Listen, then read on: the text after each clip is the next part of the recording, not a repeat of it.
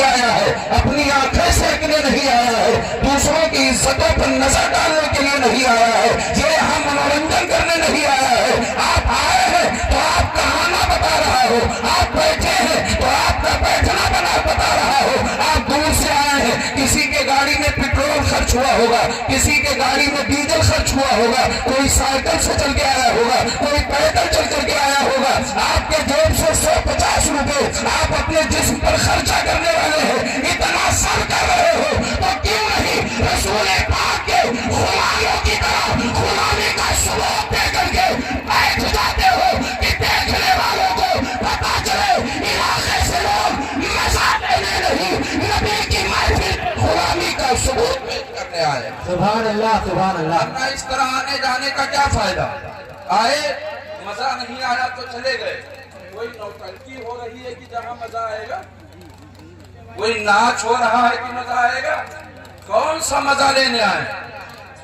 اگر صرف مزہ لینے آئے ہوں تو نعت مصطفیٰ شعرا پڑھتے ہیں، ان کی نعتیں سنیے اور اپنے روح کو منور کیجیے۔ تقریریں ہوتی ہیں، علماء تقریر کریں گے، اسے آپ سنیے، اپنے ایمان کو تازگی بخشیے۔ کہنے کا مطلب یہ ہے کہ جو بھی حضرات آئے ہیں آپ پورے ادب کے ساتھ محفل پاک میں تشریف رکھیں۔ سب کو الگ الگ موضوع ملا ہے، سب کو الگ الگ باتیں کرنی ہے، الگ الگ سب کا بیان ہونا ہے، آپ سن کر کے تشریف لے جائیں۔ اتنا عظیم اور اتنی اچھی محفل، اتنی زیادہ تعداد میں آپ لوگ تھے اور حاضر ہیں، انشاءاللہ رہیں گے۔ اس محفل پاک سے آپ کو کچھ لے کے جانا چاہیے تھا، کچھ لے کے جاتے۔ ہماری قوم ہے، نوجوانوں کو دیکھیے، جتنے لوگ بھی آئے اس میں 90% تو ایسے ہیں جن کے سر ننگے ہیں۔ بولیے ہے کہ نہیں؟ برا مت مانیے گا، ہماری کمیٹی جو نوجوان ہے جس نے مجلس پاک کا اہتمام کیا ہے، شعراء کو نوازتے ہیں، علماء کو نوازتے ہیں، پڑھنے پڑھانے والوں پر دل اور ہاتھ دونوں کھول کر انہیں نذرانہ شکرانہ پیش کر رہے ہیں۔ میں آپ سے بھی ادب سے گزارش کروں گا کہ آپ لائیو چل رہے ہیں، آپ کو سب دیکھ رہے ہیں، دیکھ رہے ہیں کہ نہیں؟ بولے دیکھ رہے ہیں۔ صرف بلا لگا کر کے مت دکھائیے کہ آپ کمیٹی والے ہیں، کم سے کم آج اپنی نبی کی سنت ادا کر کے ٹوپیاں لگائیے، ٹوپیاں لگائیے۔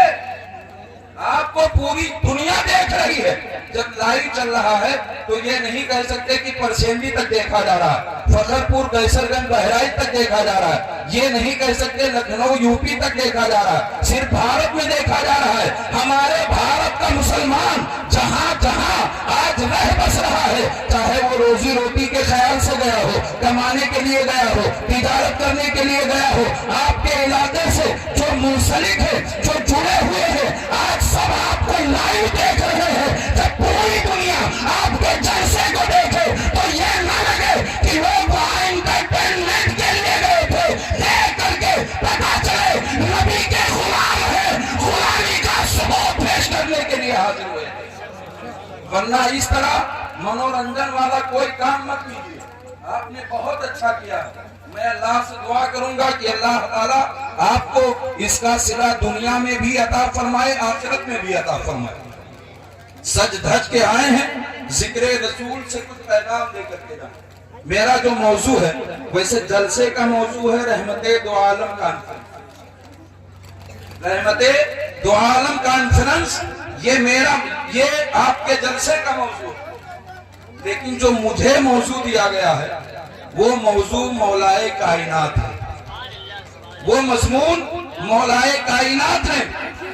جلسے ہوتے ہیں محرم شریف کے علاوہ، کبھی کہیں ایسا ہوتا ہے جہاں ہم اور صحابہ کرام کا ذکر کرتے ہوں، کبھی کہیں کسی جلسے میں ایسا ہوتا ہے جہاں ہم مولائے کائنات کا ذکر کرتے ہوں، ورنہ زیادہ تر محرم شریف کے علاوہ مولا علی کا ذکر بہت کم لوگ سنتے ہیں، بہت کم کیا جاتا ہے۔ یہ یہاں کے کمیٹی کے ذمہ داران خصوصیت کے ساتھ ہمارے حکیم جی کی یہ فرمائش تھی کہ ہم نے جلسہ کیا رحمت دو عالم کانفرنس ہے، کوئی رحمت للعالمین پر کا مضمون لے کر کے بولے گا، کوئی نبی کے معجزے کا مضمون لے کر بولے گا، کوئی نبی کے اختیار کا موضوع لے کر کے بولے گا، کوئی نبی کی حیات طیبہ کو بیان کرے گا، کوئی نبی کا بچپن بیان کرے گا، سب تو سب کچھ بیان کریں گے۔ آپ کو بھی ایک موضوع دیا جا رہا ہے، جب آپ بیان کرنے لگیں گے تو اعلیٰ حضرت کے کلام سے شروع کریں گے، اعلیٰ حضرت بریلی کے تاجدار کے زبان سے شروع کریں گے۔ انہوں نے نبی کے خاندان کے لیے کیا کہا ہے، ان کے گھر والوں کے لیے کیا کہا ہے، اہل بیت کے لیے کیا کہا ہے، اعلیٰ حضرت کی زبان ہوگی، مولانا انور کا بیان ہوگا، مولا کائنات تقریر کا مضبوط بنائے گا، سبحان اللہ، بے شک سبحان اللہ۔ مولا علی کا بیان ہوگا۔ یہ موضوع ہے، اگر میں نہ بتاؤں نعرہ تکبیر، نعرہ رسالت، جشن دو عالم کانفرنس، نعرہ تکبیر، نعرہ رسالت۔ یہ بتانا ضروری اس لیے ہے کہ موضوع ملا ہوا ہے، ورنہ آپ سوچیں گے جلسہ رحمت عالم کا ہے، بات مولا علی کی کیا ہے؟ جلسہ رحمت للعالمین کا ہے، بات مولا علی کی ہو رہی ہے، تو یہ سب کے لیے موضوع الگ الگ ہے، سب کا موضوع الگ الگ ہے، سب اپنا اپنا موضوع بیان کریں گے۔ اگر آپ واقعی غلامانہ شان کے ساتھ آئے ہیں اور اس محفل میں اس بزم میں تشریف رکھتے ہیں تو آپ اپنے ہونے کا ثبوت دیں، اپنے موجود ہونے کا، اپنے حاضری کا ثبوت دیں، اور باواز بلند مدینے والے آقا کے گنبد خضرا کو اپنے قلب و جگر میں بسا کر نبی اور آل نبی پر آگے سے لے کر پیچھے تک جھوم کر باواز بلند درود و سلام کا نذرانہ پیش کریں۔ مائک میں کوئی نہیں پڑھے گا، صرف پبلک پڑھے، جیسا آپ پڑھیں گے ویسا جلسہ ہوگا۔ یہ الگ بات ہے، حکیم جی نے ہمارے نوجوان بچوں نے جلسے کا انتخاب کیا ہے، لیکن ہم لوگ جیسا چاہیں گے ویسا چلے گا۔ اگر یہ عوام، یہ کمیٹی ہمارا ساتھ دیتی ہے تو جلسہ چلے گا۔ درود شریف پڑھیے اور زور سے پڑھیے، جب آپ ہیں تو اپنے ہونے کا ثبوت دیجیے، اور باواز بلند پڑھیے۔ اللہم صلی علی سیدنا صفینا حبیبنا قریبنا مولانا محمد مبارک صلی اللہ علیہ وسلم۔ میں آپ سب کو مبارکباد پیش کرتا ہوں۔ اعلیٰ حضرت سرکار جب مدینے والے آقا کی تعریف کرتے ہیں تو فرماتے ہیں یا رسول اللہ، صبح طیبہ میں ہوئی بڑھتا ہے باڑا نور کا، صدقہ لینے نور کا آیا ہے تارا نور کا، یا رسول اللہ میں گدا تو بادشاہ بھر دے پیالہ نور کا، نور دن دونا تیرا دے ڈال صدقہ نور کا، یا رسول اللہ چاند جھک جاتا جدھر انگلی اٹھاتے مہد میں، کیا ہی چلتا تھا اشاروں پر کھلونا نور کا۔ اور سرکار اعلیٰ حضرت عظیم البرکت جب نبی کے گھر والوں کی تعریف کرتے ہیں، نبی کے خاندان کی تعریف کرتے ہیں، اہل بیت کی تعریف کرتے ہیں، تو آقا اعلیٰ حضرت بیان فرماتے ہیں، عرض کرتے ہیں یا رسول اللہ تیری نسل پاک میں ہے بچہ بچہ نور کا، تیری نسل پاک میں ہے بچہ بچہ نور کا، تو ہے عین نور تیرا سب گھرانہ نور، تو ہے عین نور تیرا سب گھرانہ نور کا۔ حضرات محترم، مولا علی کی بات ہونی ہے، میں نے قرآن پاک کی ایک آیت کریمہ تلاوت کی ہے۔ اللہ تعالیٰ قرآن پاک میں فرماتا ہے رضی اللہ عنہم ورضوا عنہ ذالک لمن خشی ربہ، بے شک اللہ ان سے راضی ہوا اور وہ اللہ سے راضی ہوئے۔ اللہ ایک قوم ایسی بھی ہے، ایک جماعت ایسی بھی ہے، ایک گروہ ایسا بھی ہے، جماعت تو ہماری بھی ہے، گروہ تو ہمارا بھی ہے، تعداد ہماری بھی اتنی لمبی ہے، لسٹ ہماری بھی اتنی زیادہ ہے، لیکن ایک جماعت ایسی ہے، ایک گروہ ایسا ہے جس کے لیے خدا فرماتا ہے رضی اللہ عنہم، اللہ ان سب سے راضی ہو گیا، اللہ ان سب سے راضی ہوا، ورضوا عنہ، اور وہ سب اللہ سے راضی ہو گئے، ان سے اللہ راضی ہوا اور وہ اللہ سے راضی ہو گئے۔ اور جو لوگ اللہ سے راضی ہوئے جن سے اللہ راضی ہوا ہے۔ آپ کیا سمجھتے ہیں؟ ہم نماز پڑھتے ہیں، دعا کرتے ہیں رضائے الہی کے لیے، کبھی اللہ نے توفیق دی ہے صدقہ زکوٰۃ دیتے ہیں رضائے الہی کے لیے، ہم اچھے اعمال کرتے ہیں رضائے الہی کے لیے، ہمیں جب موقع ملتا ہے صاحب استطاعت ہوتے ہیں حج و عمرہ کرتے ہیں رضائے الہی کے لیے، کوئی بھی نیک کام کرتے ہیں رضائے الہی کے لیے، اتنا عظیم جلسہ سجایا گیا ہے رضائے الہی کے لیے، لوگوں نے مہینے بھر سے محنت کی ہے رضائے الہی کے لیے، یہ سب اللہ کی رضا کے لیے ہے، لیکن یہ ہماری جانب سے ہے، ہم یہ کام کر رہے ہیں اللہ راضی ہو جائے، یہ عمل کر رہے ہیں اللہ راضی ہو جائے، یہ کام اس لیے کر رہے ہیں کہ ہمیں رب کی رضا حاصل ہو جائے، ادھر سے ابھی ہمارے لیے جواب نہیں ہے، اے بندے تو نے نماز پڑھی میں تجھ سے راضی ہو گیا، تو نے روزہ رکھا میں تجھ سے راضی ہو گیا، تو نے حج کیا میں تجھ سے راضی ہو گیا، تو اتنے اچھے عمل کر رہا ہے میں تجھ سے راضی ہو گیا، یہ ابھی ایک جانب سے ہے، ہم اعمال کرتے جا رہے ہیں رضائے الہی کے لیے، لیکن ابھی ادھر سے جواب نہیں آیا کہ اے بندے میں راضی ہو گیا، مگر اسی زمین پر ایک ایسی جماعت ہے جس کے لیے خدا فرماتا ہے اے میرے بندے میں تجھ سے راضی ہو گیا، تو مجھ سے راضی ہو گیا۔ ایک ایسی بھی جماعت، ایک ایسا بھی گروہ ہے جس سے اللہ راضی ہے، حضرات جن سے اللہ راضی ہے، جن سے اللہ راضی ہے وہ ہے کون؟ قرآن سے ہی پوچھتے ہیں، اے قرآن تو بتا، اے قرآن تو بتا جن سے خدا راضی ہے، اور جو خدا سے راضی ہے وہ کون ہے؟ کون ایسے بندے ہیں؟ کون ایسی جماعت ہے؟ کون سا ایسا گروہ ہے جو اللہ سے بھی اللہ سے راضی ہے، اللہ ان سے راضی ہے؟ تو قرآن فرماتا ہے وہ بندے جانتے ہیں کون ہے؟ وہ کہیں الگ سے نہیں آئے، وہ کہیں الگ سے نہیں بنے، وہ بھی ماؤں کے گود سے ہی پیدا ہوئے ہیں، وہ بھی اپنے باپ کے ہی نسل سے ہے، وہ بھی اسی دنیا میں آئے ہیں، اسی آسمان کے نیچے ہے، اسی زمین کے نیچے ہے، لیکن ہم میں ان میں فرق ہے۔ فرق کیا ہے؟ اللہ فرماتا ہے لمن خشی ربہ، اللہ ان سے راضی ہوتا ہے، وہ اللہ سے راضی ہوتے ہیں، وہ قوم کوئی اور نہیں ہے، ہمارے بیچ میں رہنے والی وہ قوم ہے جو اللہ سے ڈرتی ہے، اللہ سے خوف کرتی ہے، اللہ ان سے راضی ہوتا ہے، وہ اللہ سے راضی ہو جاتا ہے۔ کون لوگ؟ لمن خشی ربہ، جو اللہ سے ڈرتے ہیں، جو اپنے رب سے خوف کرتے ہیں، جو اپنے رب کا ڈر اپنے سینوں میں رکھتے ہیں۔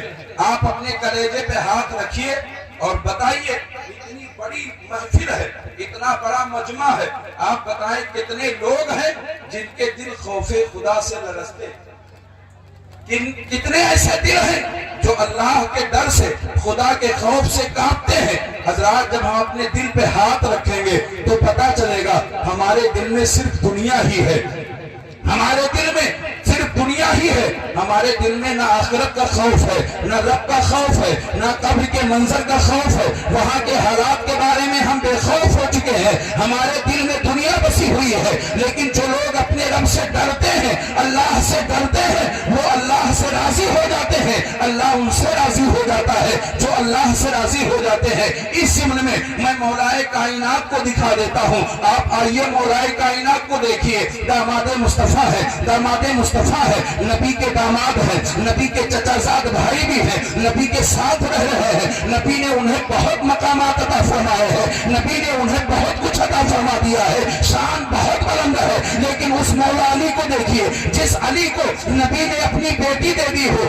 جس علی کے آنگن میں نبی کے نواسے کھیلتے ہو، جس علی کے آنگن میں کبھی کبھی سرکار تشریف لے جاتے ہو، اس علی کا مقام کیا ہے، اس علی کی شان کیا ہے؟ صحابی بھی ہے، نبی نے انہیں جنت کی بشارت بھی دے دی ہے، داماد مصطفیٰ بھی ہے، نبی نے انہیں اپنا بھائی بھی کہا ہے۔ اتنے مقامات ہونے کے باوجود حضرت علی کو دیکھیں اور اپنے آپ کو دیکھیں، حضرت علی کو دیکھنا یہ ہے، مولا کا حدیث پاک میں ہے، اے بندو جب تم نماز پڑھو تو نماز میں تمہاری یہ کیفیت ہو کہ نماز پڑھتے ہوئے تم اپنے رب کو دیکھ رہے ہو۔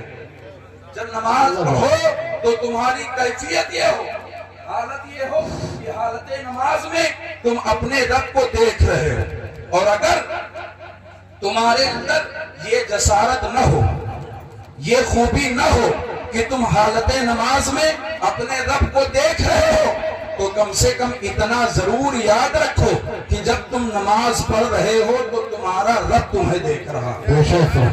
نماز اس طرح پڑھو کہ نماز میں تم اپنے رب کو دیکھ رہے ہو.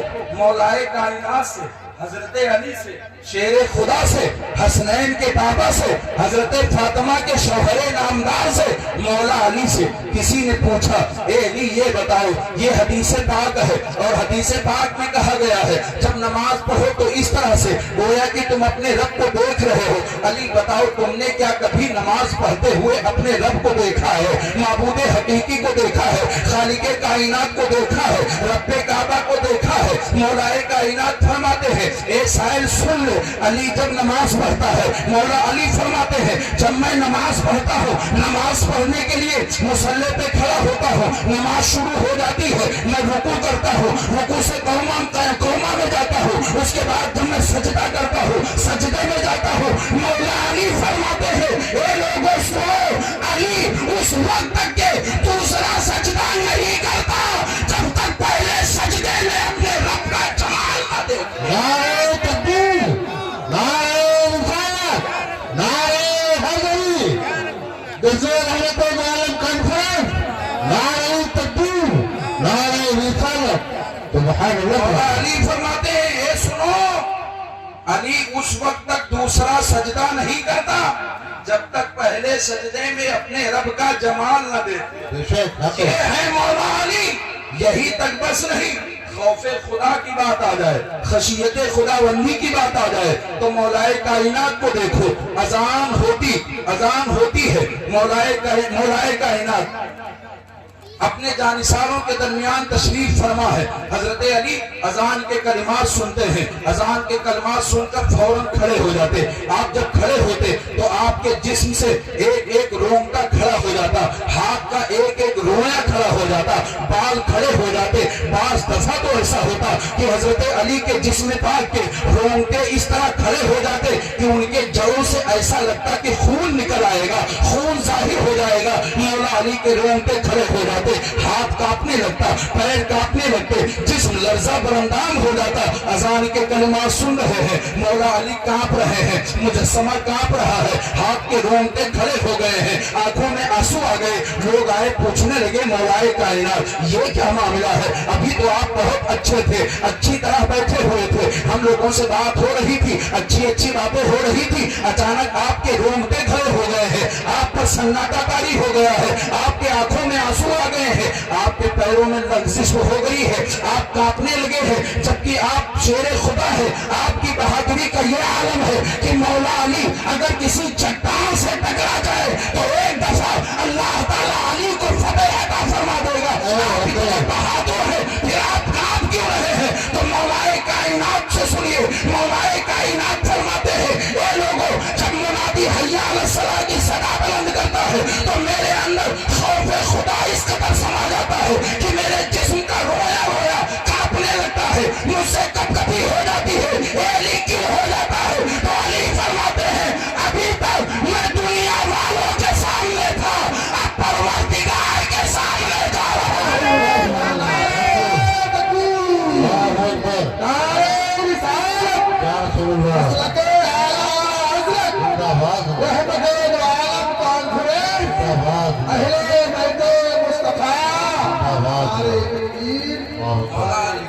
اب تک میں تمہارے بیچ تھا، تمہارے درمیان تھا، اب مالک حقیقی کے سامنے جا رہا ہوں، اپنے رب سے راز و نیاز کی باتیں کرنے جا رہا ہوں، خدائے وحدہ لا شریک کی بارگاہ میں جا رہا ہوں. اپنے رب کے حضور کھڑے ہونے سے علی ڈرتا، اپنے رب کے حضور کھڑے ہونے سے علی ڈرتا ہے، علی خوف کرتا ہے. اس شخصیت کا نام حضرت علی ہے. ابھی خدا فرماتا ہے رضی اللہ عنہ ورضوا عنہ ذالک لمن خشی ربہ، جو اللہ سے ڈرتے ہیں اللہ ان سے راضی ہو جاتا ہے، اور خوف خدا کی بنیاد پر جب انہیں رب کی رضا مل جاتی ہے تو وہ بھی اپنے مولا سے راضی ہو جاتے ہیں. یہ علی نبی کے گھر والوں کی بات ہے، مولائے کائنات کی بات ہے. خوف ہو، خشیت ہو، شان تو حضرت علی کی بہت عظیم ہے. آقائے کونین صلی اللہ تعالیٰ علیہ وسلم جب فتح مکہ ہوا، مکہ کو فتح کیا، فتح مکہ کے بعد آقا کونین صلی اللہ تعالی علیہ وسلم نے خانہ کعبہ کے اندر آپ تشریف لے گئے. تمام صحابہ کرام تھے. جہاں تک لوگوں کے ہاتھ پہنچتے خانہ کعبہ میں جو تصویریں رکھی ہوئی تھی، جو مجسمے تھے، انہیں گرا دیا گیا. وہ گرے، ان کی صفائی ہونے لگی. کچھ مجسمے اتنی اونچائی پر تھے جہاں ہاتھ نہیں پہنچ رہا تھا، اتنی اونچائی پر جہاں ہاتھ نہیں جا رہا تھا. مولا کائنات کو آقا کونین صلی اللہ علیہ وسلم نے فرمایا علی کہاں ہو؟ لبیک سیدی یا رسول اللہ. علی حاضر ہے. علی آئے بارگاہ مصطفیٰ میں. آقا کونین صلی اللہ علیہ وسلم نے فرمایا علی کچھ مجسمے خانہ کعبہ کی بلندی پر رکھے ہوئے ہیں، یہاں تک کسی کے ہاتھ نہیں پہنچ رہے ہیں، لیکن ان مجسموں کو یہاں سے ہٹانا ہے، انہیں ہٹا دیا جائے. آقا کونین نے فرمایا علی آؤ تم میرے کندھے پر سوار ہو جاؤ. یہ حضرت علی کی شان ہے. آقا نے فرمایا علی آؤ میرے کندھے پر سوار ہو جاؤ. علی نے کہا یا رسول اللہ میں غلام ہوں آپ آقا. میں غلام ہوں آپ آقا ہیں. غلام آقا کے کندھے پر کیسے سوار ہو سکتا؟ غلام آقا کے کندھے پر کیسے سوار ہوگا؟ یا رسول اللہ آپ میرے کندھے پر سوار ہو جاؤ. مولا کائنات نے عرض کیا رسول اللہ آپ میرے کندھے پر سوار ہو جاؤ. آقا اگر غلام کے کندھے پر رہے تو غلام کی شان بڑھ جائے گی، غلام کا رتبہ بڑھ جائے گا، شرف ملے گا کہ آقا نے اس غلام کے کندھے پر سواری فرمائی ہے. آقا اس غلام کے کندھے پر سوار ہوئے ہیں. یا رسول اللہ میں آپ کے کندھے پر کیسے سوار ہو جاؤں؟ آقا کونین نے فرمایا علی یہ نبوت کا بار ہے، تم نہیں اٹھا سکتے. نبوت کا بوجھ تم نہیں اٹھا سکتے، تم میرے کندھے پر آ جاؤ. مولا علی نبی کے کندھے پر سوار ہوئے، نبی کے دوش مبارک پر سوار ہوئے. وہاں سے مجسمے کو ہٹا دیا، ان مجسموں کو گرا دیا. کعبۃ اللہ شریف پاک ہو گیا. نبی پاک نے مولا علی کو اپنے کندھے پر سوار فرمایا. حضرت علی نبی کے کندھے پر سوار ہو گئے. یہ حضرت علی کی شان ہے. اب آئیے ان لوگوں کو بھی دیکھتے ہیں جو لوگ نبی پاک سے پڑھنے کا دعویٰ کرتے ہیں، جو ان کی عظمتوں کا انکار کرتے ہیں، نبی کی شان کا انکار کرتے ہیں، ان کے اختیار کا انکار کرتے ہیں، ان کے معجزات کا انکار کرتے ہیں. بعض جاہل تو ایسے ہو گئے جو معاذ اللہ نبی کو اپنی طرح بشر کہنے لگے، نبی کو اپنی طرح بشر کہنے لگے. اگر کسی کو کچھ کہنا ہی تھا مولا علی کو کندھے پر سوار کیا، لیکن علی نے کبھی نہیں کہا کہ میں نبی کے کندھے پر سوار ہوں. علی نے کبھی نہیں کہا، جبکہ فخر کے ساتھ کہہ سکتے تھے، لیکن علی نے کبھی نہیں کہا. نبی نے علی نے کوئی برابری نہیں کی. علی نے کبھی اس بارے میں سوچا بھی نہیں ہے. جب حضرت علی غلام ہو کر آقا کے کاندھوں پر سوار ہو رہے ہیں، علی نے ایسا خیال نہیں فرمایا تو کسی طرح بھی آپ جابنا کو کہاں سے حق ہوتا ہے؟ وہ نبی پاک کی شان میں توہین کرے، اسے کہاں حق پہنچتا ہے؟ علی کو نبی نے اپنے کندھے پر سوار فرمایا. انہی علی کی جب نسل چلی، 100 ہجری ہو گئی، 200 ہجری ہو گئی، 300 ہجری ہو گئی.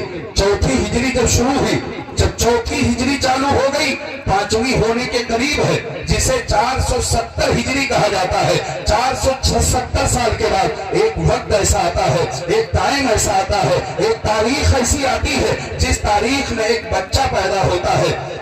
470 ہجری میں ایک بچہ پیدا ہوتا ہے.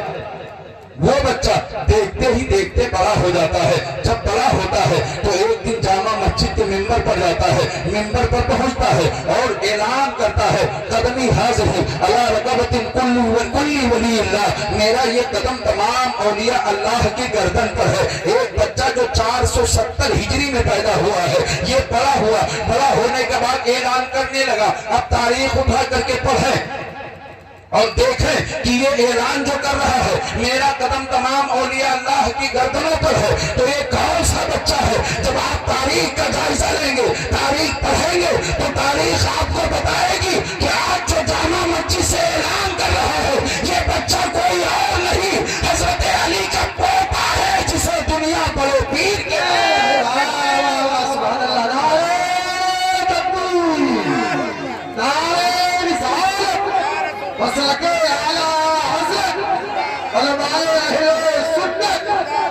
عظمت غوث اعظم، شان غوث اعظم، رحمت دو عالم کانفرنس، نعرہ تکبیر، یہ وہ بچہ ہے مولا علی کا پوتا ہے جو آج اعلان کر رہا ہے، امام حسین کا نواسا ہے جو اعلان کر رہا ہے میرا قدم تمام اللہ کے ولیوں کی گردنوں پر ہے۔ الحمدللہ یہی مہینہ بھی گزر رہا ہے۔ حضرات ذالکا لمن خشی ربہ، وہ لوگ جو اللہ سے ڈرتے ہیں۔ اتنا عظیم بچہ ہر گھر میں پیدا نہیں ہوتا، سارے گھروں میں ایسے بابرکت بچے پیدا نہیں ہوتے، ہر گھر میں ایسے عظیم بچے پیدا نہیں ہوتے۔ یہ بچے ان گھروں میں پیدا ہوتے ہیں، ان ماں باپ کے یہاں جنم لیتے ہیں جن کے ماں باپ کا طریقہ اگر باپ کا طریقہ دیکھیں گے تو مولا علی سے مل رہا ہوتا ہے، ماں کا تعلق دیکھیں گے تو حضرت فاطمہ الزہرا سے مل رہا ہوتا ہے۔ جب ان دونوں کا کردار عظیم ماں باپ کے اندر ہوتا ہے تب بچے عبدالقادر کی طرح ماشاءاللہ سبحان اللہ۔ آپ دیکھیں گے لمن خشیہ ربہ، اتنا عظیم بچہ عام گھر میں پیدا نہیں ہوتا۔ کہاں پیدا ہوتا ہے؟ جہاں مولا علی کے نقش قدم پر زندگی گزارنے والے ماں باپ، ان کے اندر خشیت خداوندی ہوتی ہے، خدا کا خوف ہوتا ہے۔ آپ نے علماء سے سنا نہیں غوث اعظم کے والد نے ایک سیب کھا لیا؟ بولیے سنا ہے کہ نہیں سنا؟ کتنے لوگوں نے سنا ہے؟ ذرا ہاتھ اٹھا کے بتائیں کہ سارے لوگوں نے سنا غوث اعظم کے والد نے ایک سیب کھا لیا؟ بولے سیب کھایا، دریا میں بہتا ہوا جا رہا تھا، اٹھایا کھا لیا۔ جب کھایا تو اندر سے روح ملامت کرنے لگی، روح ملامت کرنے لگی، ابو صالح سیب تو تو نے کھا لیا، تیری بھوک تو مٹ گئی، لیکن اس سیب کا مالک کون ہے؟ اس سے اجازت دی ہے، اس سے پوچھا ہے، اس سے بتایا ہے۔ آتما ملامت کرنے لگی، روح ملامت کرنے لگی۔ خوف خدا دل میں موجود ہے، خوف خدا دل میں موجزن ہے، وہ اکسانے لگا، بے قرار کرنے لگا۔ ابو صالح سیب کھا لیا ہے، یا تو اس کی قیمت ادا کر دے، یا اس کے مالک سے مل کر اس کے لیے معافی مانگ لے، اس کا کفارہ ادا کر دے۔ جب تک ایسا نہیں کرے گا تجھے چین نہیں ملے گا۔ حضرت علی وہ ہیں جو اذان کے کلمات سنتے ہیں جسم کے رونگٹے کھڑے ہو جاتے ہیں، جسم میں کپکپی پیدا ہو جاتی ہے، انہی کا پوتا ہے حضرت ابو صالح غوث اعظم کے والد ہیں۔ جب سیب کھایا، خوف خدا دل میں ہے تو دل ملامت کرنے لگا، ابو صالح سیب کھا لیا ہے، اس کے لیے معافی مانگ لے، اس کے لیے معافی مانگ لے۔ معافی مانگنے کے لیے اب کہیں اور دھیان نہ گیا، کہیں اور خیال نہ گیا، کسی اور جانب اپنا ذہن نہ لے کر کے گئے۔ ہماری آپ کی کیا کیفیت ہے؟ بازار میں پہنچے اور ٹھیلے سے مونگ پھلی ایک مٹھا اٹھائی، اس کے بعد چیک کیا، چیک کرنے کے بعد بھاؤ پوچھتے ہیں مونگ پھلی کیا بھاؤ؟ بولیے کرتے ہیں کہ نہیں کرتے؟ ٹھیلے پہ پہنچے بازار میں، سنگھاڑا کے ڈھابے سے سنگھاڑا اٹھایا اور اٹھا کر دو چار کھا لیا، تب پوچھتے ہیں بھائی کیا بھاؤ دے رہے ہیں؟ اس سے اجازت نہیں لی، پوچھا نہیں، کہا بھی نہیں، مانگا بھی نہیں، اپنی مرضی سے اٹھایا کھا لیا، اپنی مرضی سے اٹھایا استعمال کر لیا۔ آپ نے جو کھایا کبھی سوچا کہ ہم نے کیا کھا لیا ہے؟ کس سے پوچھ کے کھایا ہے؟ کس کی اجازت سے کھایا ہے؟ کس طرح ہم نے اسے استعمال کیا ہے؟ مولا حضرت غوث اعظم کے والد ہیں، ایک سیب کھایا تو دل بے قرار ہو گیا، خوف خدا جو ہے ملامت کرنے لگا، ان کے اندر دہشت پیدا ہو گئی، نہیں اس سیب کی قیمت ادا کرنی ہے۔ سفر شروع کیا، باغ میں پہنچے، مالک سے ملے، اجازت لی، اس سے ملاقات ہوئی۔ مالک نے پوچھا کیوں آئے ہو؟ کہا دریا میں ایک سیب جا رہا تھا، میں نے کھا لیا ہے، کیا چاہیے؟ کہا یا تو اس کی قیمت لے لو یا اسے معاف کر دو۔ کہا معاف تو کر دوں گا، ایک شرط ہے۔ کیا؟ میری بیٹی سے شادی کرنی پڑے گی، اپاہج ہے، اندھی ہے، گونگی ہے، بہری ہے، اس سے نکاح کر لو، شادی کر لو گے میں معاف کر دوں گا۔ خوف خدا اس قدر دل میں بسا ہے کہ اپنا حسن نہ دیکھا ہے، اپنا تقوی نہ دیکھا، اپنی پرہیزگاری نہ دیکھی، اپنی جوانی نہ دیکھی، اپنا منصب نہ دیکھا، اپنی شان نہ دیکھی۔ خوف خدا اس قدر دل میں ہے کہ مجھے معافی مل جائے، اس کے لیے جو قیمت ادا کرنی رہے گی میں قیمت ادا کرنے کے لیے۔ جب باپ اتنا عظیم ہو तब बेटा गौसे आजम की तरह पैदा होगा। ये सब कौन है? हजरत अली के घर वाले हैं, हजरत अली के खानदान वाले हैं। इसीलिए अल्लाह ने फरमाया रदी अल्लाह अन्हु व रदवान ज़ालिका लिमन खशिया रब्बा। अल्लाह उनसे राजी हुआ, वो अल्लाह से राजी हुए जो लोग अल्लाह से डरते हैं। दिए गए टाइम के मुताबिक 1.25 घंटा हो गया है। मैं आप तमामी हजरात से माजरत के साथ गुजारिश करूंगा कि अगर मेरी बात आपको बुरी लगी हो, जाहिर है कि लगी होगी, तो उसे आप नजरअंदाज करें। जिक्र रसूल पाक में तशरीफ लाए हैं, अदब के साथ बैठें, उलमा के बयानात को सुने और अपने ईमान को जिला बख्शें। अल्लाह से दुआ करें मौलाए कदीर हम सबको नबी और आले नबी की सच्ची वफादारी और सच्ची गुलामी नसीब फरमाए। अस्सलामु अलैकुम व रहमतुल्लाह।